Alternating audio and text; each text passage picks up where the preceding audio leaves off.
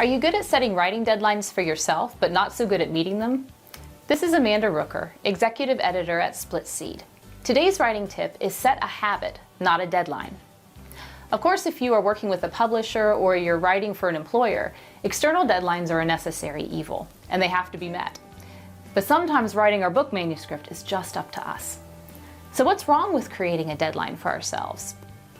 One word: procrastination. I don't know about you, but setting deadlines gives me the chance to put off until tomorrow what I could be doing today. In fact, I read a recent Atlantic article that said writers tend to be notorious procrastinators, so I know I'm not alone. Setting deadlines encourages us to procrastinate, which usually results in rushed or stressed work, or work that's not done at all. Let's say the worst happens. We miss the deadline we set for ourselves. The sky doesn't fall, the world doesn't end, our manuscript just remains undone. The fact that nothing happens is the problem. When we realize nothing bad happens, when we miss the deadlines that we set for ourselves, it's hard to take them seriously.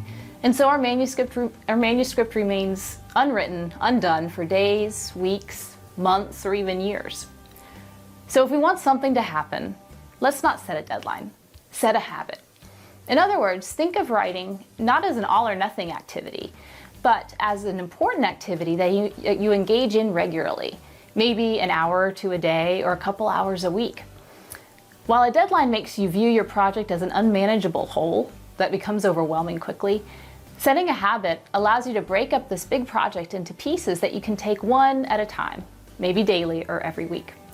This approach removes the temptation to procrastinate, frees up the creative process, and allows you to become even more productive than you ever thought possible. Now, if you do have an external deadline that you have to meet, and you want to meet it with as little stress and procrastination as possible, stay tuned for our next tip. For more tips and resources about the book writing process, visit us at split-seed.com.